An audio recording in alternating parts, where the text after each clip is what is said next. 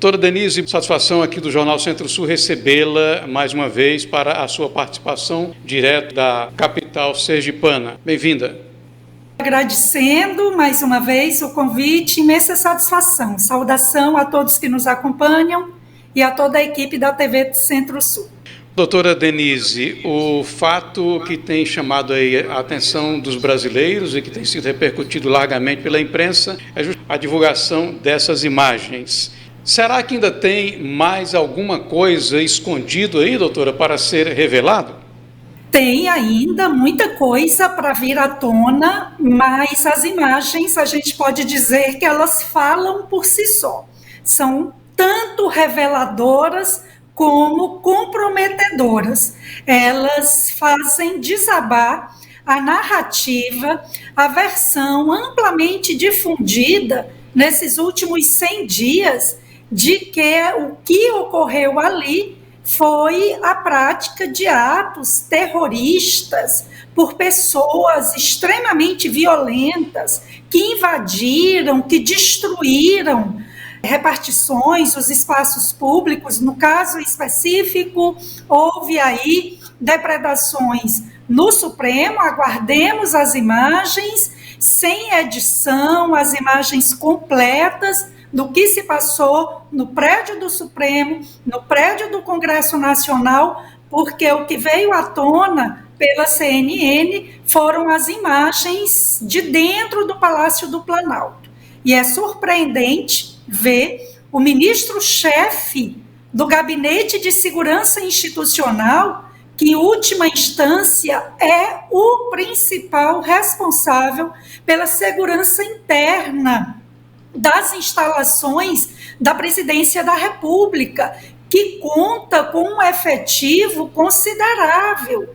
E ali o que se viu foi o ministro andando tranquilamente, os seus subordinados chegando até a cumprimentar os chamados invasores, dando água mineral nas mãos. Então, se fossem pessoas extremamente violentas, terroristas, será que haveria uma relação tão amistosa?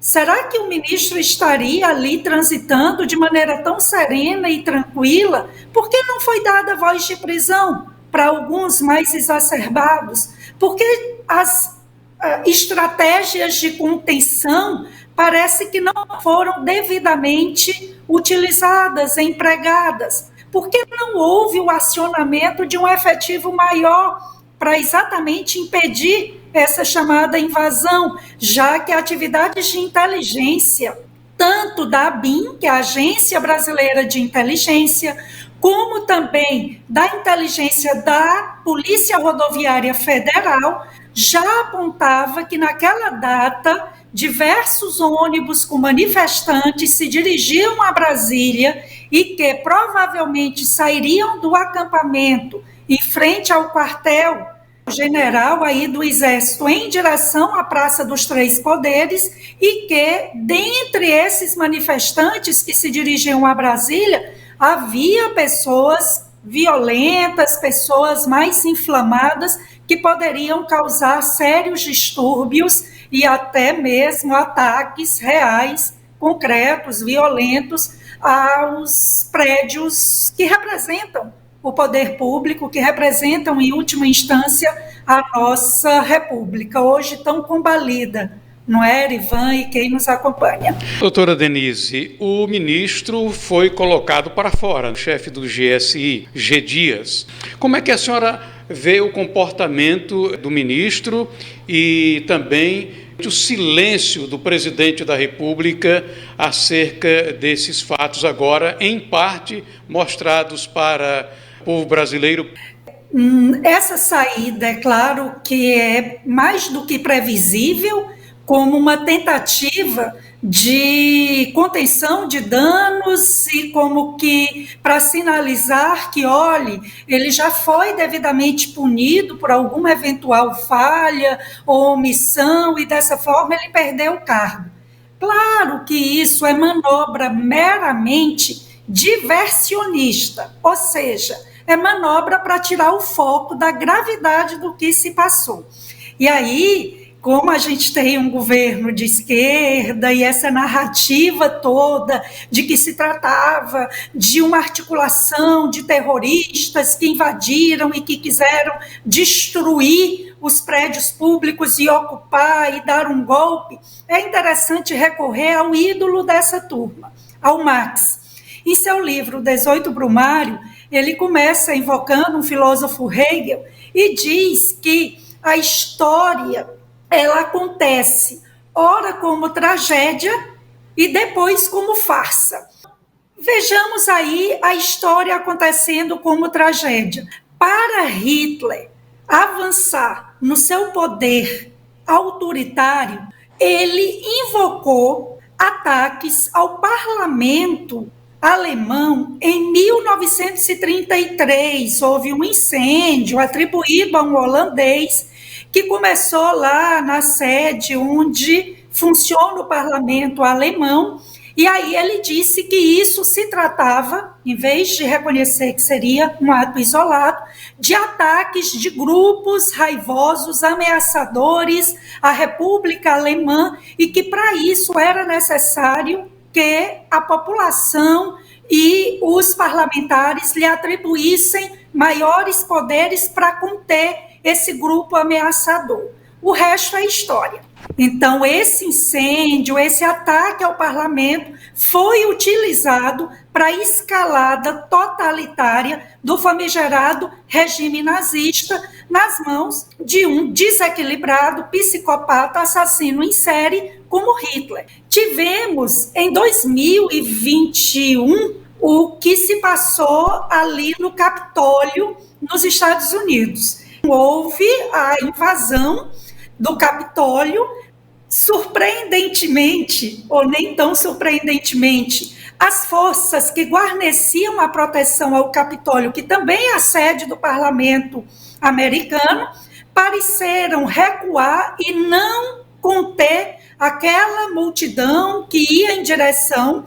Houve a figura de um jovem chamado Xamã, apelidado de Xamã, mas, se eu não me engano, o nome dele é Jacobs, e ele foi apontado como um dos principais responsáveis pela invasão, por depredações, e chegou a ser, Erivan, quem nos acompanha, condenado a 41 meses de prisão, num processo super acelerado. Veio à tona, lá nos Estados Unidos, por pressão de parlamentares republicanos, as imagens de dentro do Capitólio, e o que foi revelado é que esse rapaz foi o tempo todo sendo acompanhado por agentes de segurança.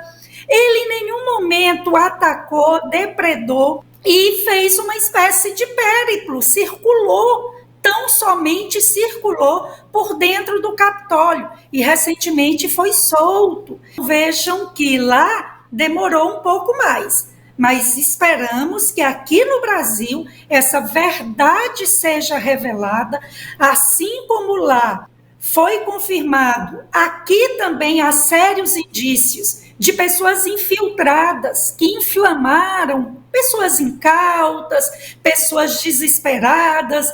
A situação, aqui o país podia chegar, e a gente está presenciando, descalabro econômico, político, no campo da segurança pública, e assim muita coisa precisa vir à tona. A versão de que Lula não sabia de nada, de que passados 100 dias a polícia, o Supremo, o Exército já tinha essas imagens, mas que a polícia não reconheceu que aquele homem que circulava tranquilamente como que coordenando a equipe era um general, ministro-chefe do Gabinete de Segurança Institucional, e é surpreendente porque é uma narrativa que não se sustenta.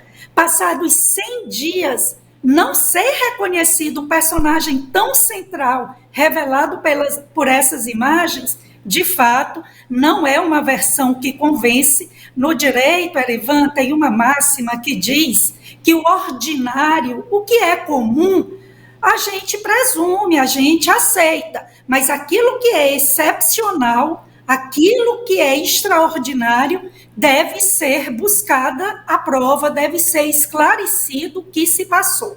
O extraordinário tem que se buscar a prova, o esclarecimento. E não creio ser uma versão condizente com o conhecimento técnico-jurídico de que até a divulgação pela CNN não se sabia de quem se tratava aquele homem bem encorpado e que circulava ali e tendo uma relação direta com alguns manifestantes.